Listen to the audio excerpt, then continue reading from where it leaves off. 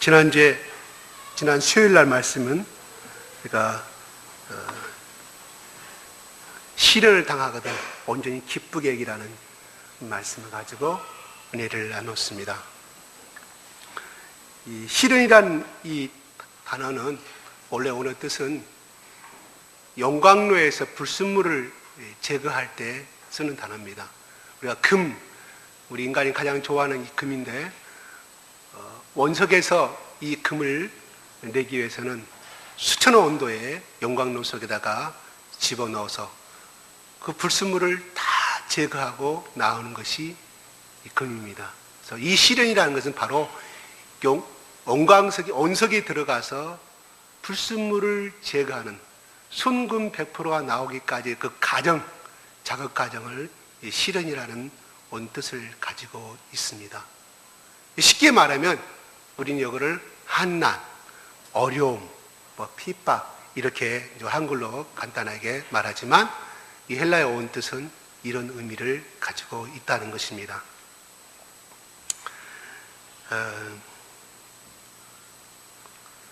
세상을 살아가면서 우리에게 시련이 없다고 하면 얼마나 좋겠습니까? 어려움이 닥치지 않는다고 하면 얼마나 좋겠어요. 내가 난 자식이 쑥쑥 커지고 아무 문제 없이 학교에서 우등생이 되고 원하는 좋은 대학에 들어가고 한다면, 그래서 원하는 결혼을 하고 아름다운 행복을 살아간다고 하면 얼마나 좋은 일이겠습니까? 이게 오늘날 우리 한국의 모든 부모님들이 자식들의 바람의 그 행복의 소원의 축복이겠죠. 그렇지만 우리는 결혼 문제뿐만 아니라 모든 부부간에도 마찬가지고 직장에서 마찬가지고 항상 어려움은 닥치게 되어 있습니다. 또 신앙적인 또 하나님께서 또 우리에게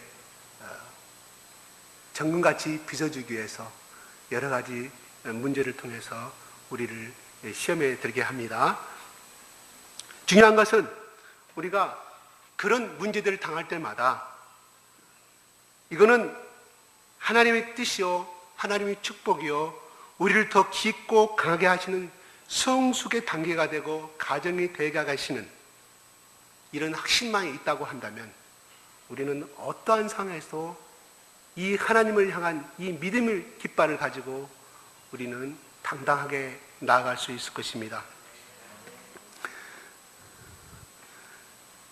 오늘 우리 본문 말씀을 통해서 우리 시련 가운데 간절히 구해야 되고 하나님의 축복인 것을 확인하기 위해서 필요한 세 가지 것들에 대해서 오늘 본문 말씀에서만 제가 나누고자 합니다. 첫 번째로 이 야고보 선생님은 저희가 말합니다. 5절에 같이 한번 읽어볼까요? 시작. 5절 시작.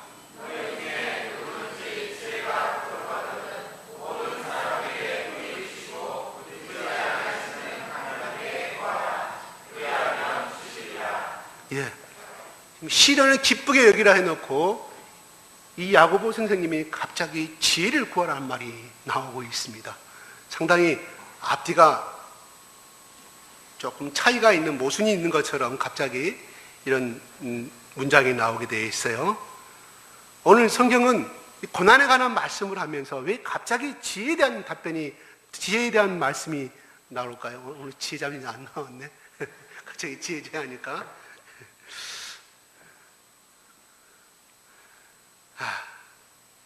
지혜를 구하라고 기도하는 내용은 상당히 생소합니다. 시련을 당한 가운데 지혜를 구하라. 자, 실제로 우리가 고난 가운데 있다면, 시련 가운데 있다면, 고통 가운데 있다면, 아픔 가운데 있다면 제일 먼저 우리가 간구하고 기도하는 제목이 무엇이겠습니까? 하나님, 이 고난이 이렇게 좀 끝났으면 좋겠습니다. 더 이상 아픔도 괴로움도 없었으면 좋겠습니다. 이 고난 가운데 승리했으면 좋겠습니다. 여기서 제발 해방되고 벗어났으면 좋겠습니다. 아마 이러한 기도가 보편적인 우선적인 간구가 아닐까요? 그런데 성경은 그 기도보다, 그 간구보다도 먼저 드려야 될 간구를, 기도의 제목을 우리에게 말씀합니다. 너희 중에 누구든지 지혜가 부족하거든 하나님께 지혜를 구하라고 말합니다. 그래야 우리는 질문을 던져봐야 합니다. 오늘 본문 이 말씀이, 본문에서 말씀하시는 이 지혜란 과연 무엇인가 하는 것입니다. 성경에 보면은 지혜는 하나님을 아는 것이라고 말씀하고 있습니다. 잠언 9장 10절에 여호와를 경외하는 것이 지혜의 근본이요 거룩하신 이를 아는 것이 명철이라고 말해주고 있습니다. 이 명철이라는 것은 NIV 영어 성경에 보게 되면 understanding, 이해라는 뜻을 가지고 있습니다. 다시 말하면 하나님을 하나님으로 인정하는 것, 그리고 하나님께서 움직이는 것을 아는 것, 또 이해하는 것, 그것이 바로 지혜고 명철이라고 성경은 말씀하고 있습니다. 그렇다면 오늘 이 지혜의 기도의 제목을 본문에 맞게 조금 더 정확하게 번역한다면 이렇게 지혜를 정리해 볼 수가 있습니다. 지혜는 우리의 상황과 형편을 하나님의 시각으로 볼 수 있는 능력을 말씀한다고 정리해 볼 수 있어요. 다시 말씀드리겠습니다. 지혜는 우리의 상황과 형편을 하나님의 시각으로 볼 수 있는 능력을이라고 정리해 볼 수 있다는 겁니다. 우리가 당하는 시험과 시련 가운데 가장 늘 등장하는 제목이 무엇입니까? 하나님, 이런 일이 왜 나에게 생깁니까? 왜 이런 일이 우리 집에, 우리 가정 가운데 생깁니까? 이해할 수 없습니다. 용납할 수 없습니다. 알 수 없습니다. 우리는 때로는 이러한 내용을 가지고 하나님께 원망할 때가 있는 줄로 압니다. 그런데 하나님은 바로 그런 사람들 향하여서 너희 가운데 지혜가 부족하거든, 오늘 우리에게 당한 시련을 통해 하나님이 주시고자 하는 하나님의 시각을 볼 수 없거든, 그 지혜를, 그 능력을, 그 은혜를 하나님께 구하라고 말하고 있다는 것입니다. 그렇습니다. 지혜는 우리로 하여금 우리가 당한 상황이 우리를 향한 고난이 아니라 우리를 향해 주시고자 하시는 하나님의 시각으로 바라보기 시작한다는 것입니다.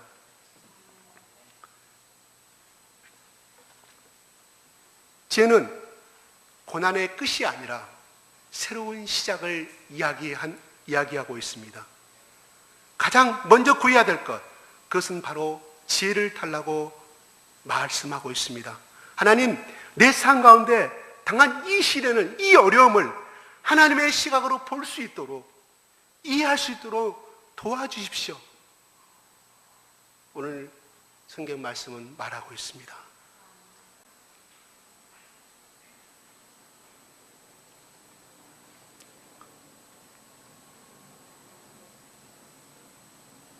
어떤 분이 교통사고로 당한 자매님의 병문안을 가게 되었습니다. 그래서 간절히 예수 그리스도의 이름으로 병이 쾌유하기를 기도하고 돌아 나오는데 그 자매가 질문을 합니다. 잠깐만요, 저를 위해서 요즘은 무엇을 위해서 기도하고 있습니까? 이 자매가 당돌하게 질문을 합니다. 이 질문을 받은 이 집사님이 아주 당황한 목소리로, 그래, 넌 매일매일 너의 이 교통사고로 당한 이 상처가 빨리빨리 나아서 정상적인 삶을 영위할 수 있도록 기도하고 있다고 말을 했습니다. 근데 이 자매님이 뭐라고 한지 아세요? 그것도 참 좋은데 한 가지만 더 기도해달라고 부탁을 합니다. 무엇이냐 물어보니까, 하나님, 내게 지혜를 주셔서 내가 당하는 이 고난을 낭비하지 않도록 해달라고, 하나님께 지혜를 달라고, 그래서 그 기도 내용을 기도해달라고 부탁을 하더라는 것입니다. 그래서 그분이, 저 사람이야말로 야고보서 1장 5절 말씀, 이 말씀을, 오늘 본문 말씀을 제대로 이해하고 있는 분이라고, 그래서 은혜를 받았다는 제가 간증을 읽어본 적이 있어요. 그렇습니다. 성경은 오늘 우리에게 이렇게 말씀합니다. 우리가 고난 가운데 있습니까? 시련 가운데 있습니까? 하나님, 내게 지혜를 주십시오. 그래서 내 상황과 내 형편을 하나님의 눈으로 볼 수 있도록 해 주십시오. 그래서 이 상황과 형편이 하나님의 손길인 것을, 하나님의 약속인 것을, 하나님 나에게 축복인 것을, 하나님의 우리에게 나에게 주신 성수의 기회인 것을 볼 수 있게 해달라는 지혜를 성경은 말씀하고 있다는 것입니다.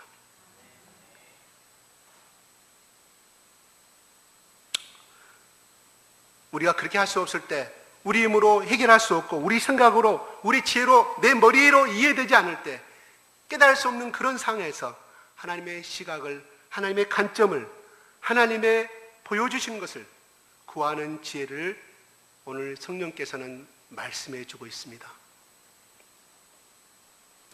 우리가 그렇게 구할 때 성경은 우리에게 말씀합니다. 후히 주시고 꾸짖지 아니하시는 하나님께서 주시리라. 우리 가운데 지혜가 부족한 분이 있습니까? 우리가 당한 시련을 향해서 어찌할 바를 모르고 몸부림치는 분들이 있다면 오늘 성령이 나에게 하시는 이 말씀을 들어주셨으면 대단히 감사하겠습니다. 하나님, 제가 지혜가 부족합니다. 내 힘으로, 내 생각으로, 내가 알고 있는 것으로 이 상황과 형편을 이해할 수 없지만 하나님의 시각으로 내게 당한 이 어려움을, 이 상황을, 이 형편을 똑바로 볼 수 있는 지혜를 달라는 이 기도가 우리에게는 필요할 줄로 생각이 듭니다.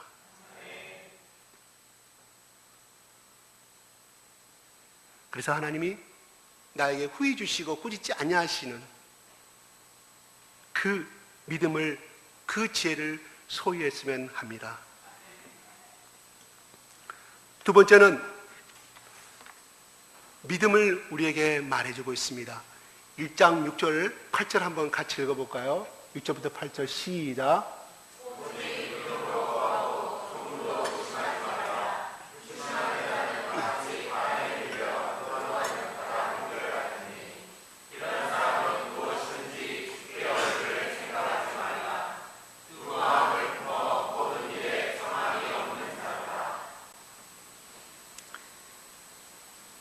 지혜를 구해야 할 뿐만 아니라 두 번째 시련 중에 간절히 기도할 제목이 있다고 하면 그것은 믿음입니다. 지혜를 구할 때 믿음으로 구하라고 말합니다. 조금도 의심하지 말라고 말합니다.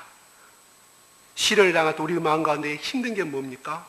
바로 그것은 의심이라고 생각이 듭니다. 우리는 말로 이렇게 표현하지는 않지만 우리는 생각 가운데 그런 생각들이 매우 강하게 자리 잡고 있음을 보게 됩니다. 그 질문들은 바로 이런 질문들입니다. 하나님이 나를 사랑하신다면 왜 이런 어려운 일이 내게 생길 수 있는가? 하나님 나와 함께 하신다고 했는데 왜 내가 혼자인 것처럼 이 고통 가운데 있어야 하는가? 하나님이 살아서 역사하시는 하나님이라면 왜 이런 힘든 일을 내게 허락하시는가? 우리는 말로 표현하지는 않지만 이런 질문을 무수히 반복하면서 우리 마음에 괴로워합니다. 때로는 상황보다도 더 힘든 고통이 이 질문 가운데 있습니다. 이 질문을 깊이 내려가 보면 결국은 하나님에 대한 신뢰하지 못하는 의심인 것입니다. 그 의심은 어떤 의심입니까? 바로 하나님의 선하심에 대한 의심인 것입니다. 하나님, 내가 가장 좋은 것을 주신 선하시고 신실하신 그분이라는 사실을 신뢰하지 못하는 의심에서 오는 요동함을 우리는 생각하게 보게 됩니다. 시련이 있을 때 흔들리지 말아야 될 것은 하나님의 선하심에 대한 신뢰인 것입니다. 우리는 시편 말씀은 굳이 여호와 인자하심에 대한 나의 평생에 여호와 하나님의 선하심과 인자하심이 정녕 나를 따르니라고 우리는 시편 23편 찬양을 통해서 또한 어떤 때가 되면 이런 찬양을 많이 부릅니다. 중요한 것은 이 여호와의 인자하심에 대한 신뢰라는 것입니다.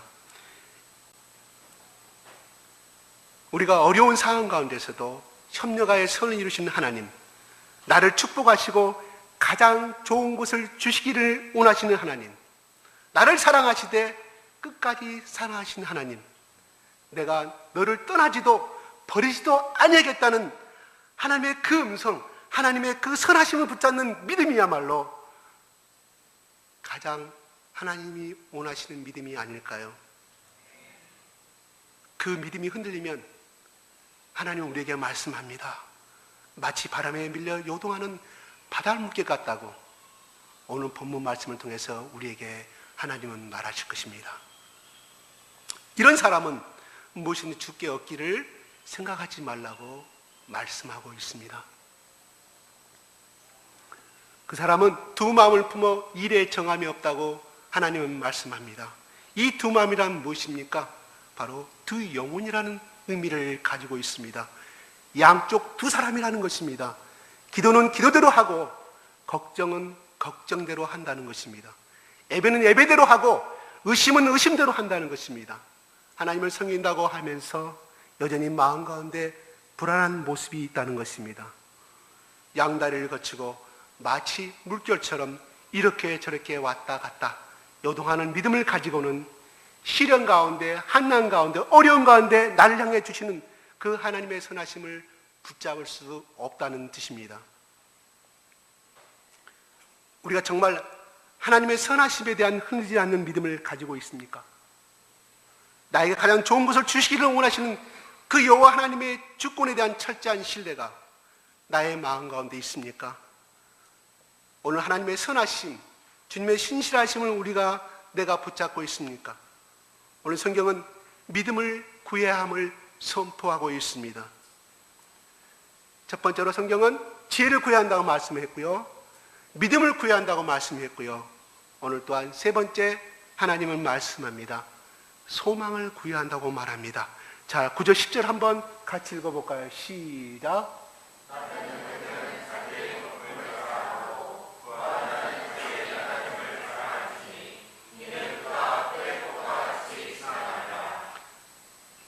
여기서 대표적인 단어는 낮은 자와 부한 자라는 두 단어가 나옵니다. 낮은 자는 누구이고 부한 자는 누구입니까? 낮은 자는 신분이 낮은 자를 이야기합니다.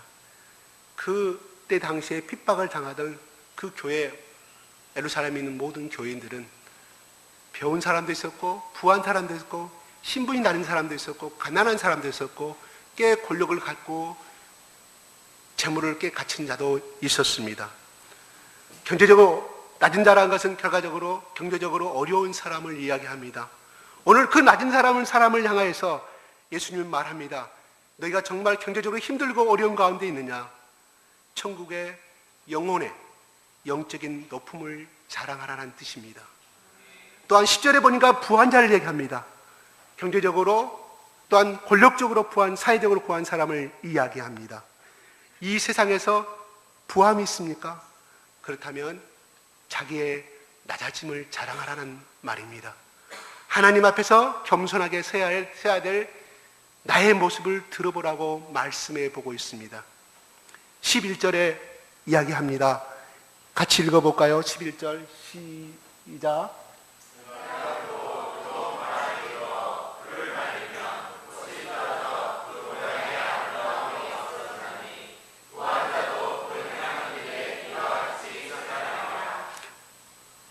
이 말씀을 결론적으로 한마디로 말하면 모든 것들은 다 사라져버린다, 지나가 버린다는 말입니다. 정말 힘들고 어려운 사람입니다. 또한 그것이 다가 아님을 기억해 달라는 것입니다. 정말 중요한 건 지금의 고난보다 다가올 영광을 기억해 달라는 것입니다. 오늘 이 땅에서 부한 자가 있습니까? 오늘 이것이 영원하지 않다는 것을 명심해 주시기 바랍니다. 우리에게 하늘이 있다는 것을, 지금 이곳은 나그네인 것을 기억하고 나의 본향을 향해, 우리의 본향을 위해 살라고 성경은 말씀해 주는 의미입니다. 지금이 아니라 영혼에 대한 시각입니다. 세상이 아니라 하나님에 대한 시각입니다. 오늘 이 땅에 대한 문제가 아니라 하늘의 문제를 성경은 말씀해 주고 있습니다.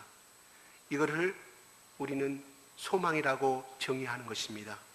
그러므로 사랑하는 여러분, 오늘 성경은 어려운 가운데 있는 자들을 향해 말씀합니다. 로마서 8장 18절에 현재의 고난은 장차 우리에게 나타날 영광과 비교할 수 없도다.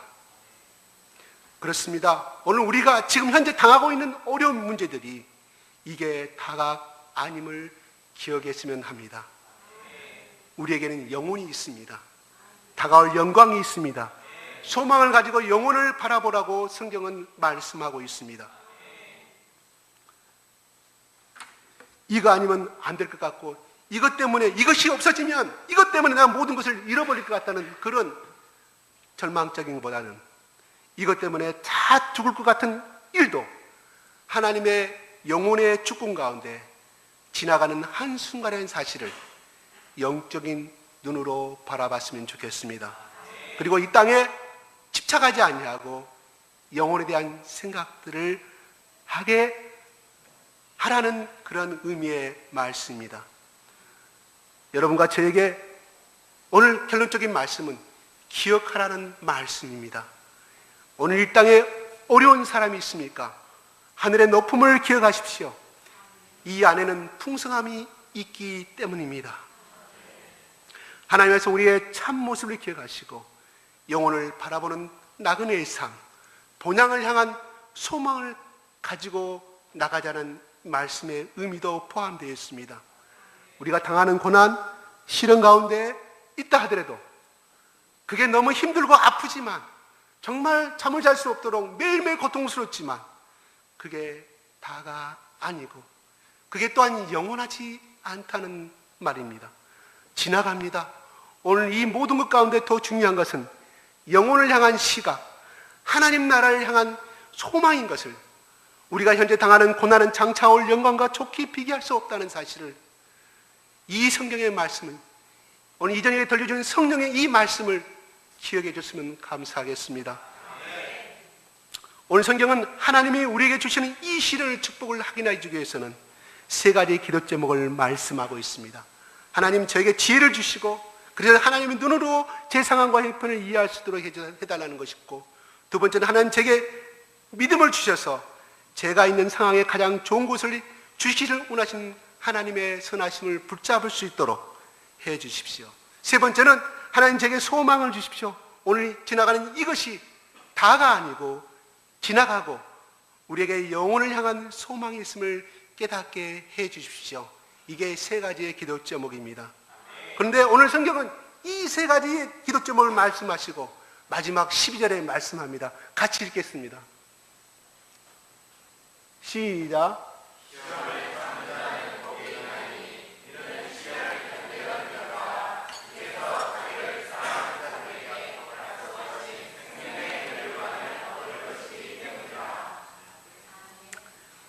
네, 시련을 참는 자, 견디는 자가 복이 있다고 말합니다. 거꾸로 말하면 시련을 참지 못한 사람은, 견뎌내지 못한 사람은 복이 없다고 역설적으로 말해 볼 수 있겠죠. 아무튼 시련을 참는 자, 견디는 자는 축복이 있다는 말씀입니다. 그래서 그 사람에게는 무엇을 얻을 것이냐면 생명의 면류관을 얻을 것이라고 성경은 말하고 있습니다. 이 생명의 면류관은 구원에 관한 이야기만이 아닙니다. 살아있는 생동력이 있는 것을 의미합니다. 생명 있는 삶의 모습을 이야기합니다.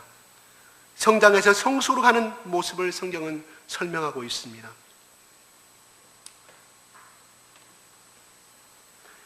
영광로의 재련을 거쳐야만이 이 불순물이 섞인 이 온석들이 제거되고 정말 원하는 99.99%의 100%의 정금을, 순금을 얻어낼 수가 있습니다. 바로 마찬가지로 우리가 시험을 잘 참고 견뎌내는 사람에게는 주면 영원한 하나님 나라의 상급을 주실 것입니다. 또한 장차 하나님 나라에서 뿐만이 아니라 이 땅에서 정말 내가 원하는 풍성한 내면을 소유한 깊이 있는 인격의 소유자로 빚어준다는 뜻입니다. 이 예수님이 얼마나 좋습니까? 진아 자매님, 진아 집사님, 준희 집사님, 아름다운 결혼식을 올렸습니다.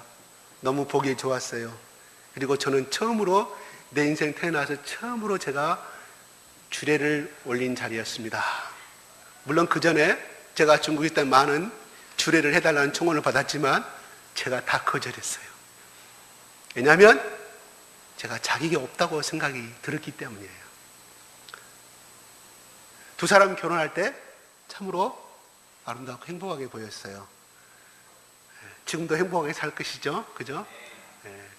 근데 시집 보내고 나서 엄마 아버지가 나 몰라라 하던가요? 아니죠. 밥 잘 먹었냐? 신랑은 아침에 일어나서 따뜻한 밥을 해서 보냈느냐? 여러 가지 또 친정어머니 걱정돼서 이렇게 말할 겁니다.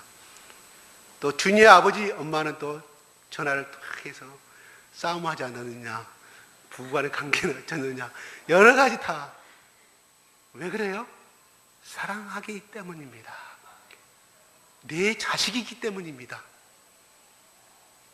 제가 대단히 죄송합니다. 진아 자매님, 진아 지사님하고 두 부부에게 내가 전화해가지고 아침밤 잘 먹었느냐?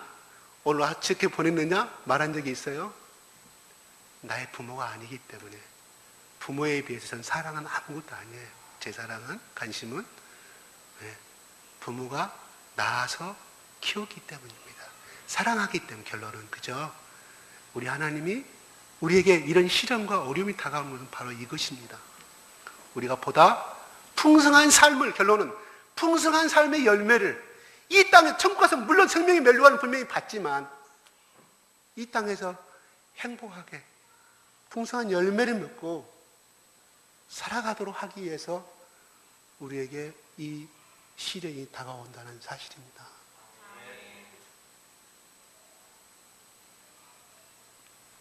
말씀을 마치겠습니다. 기도하겠습니다.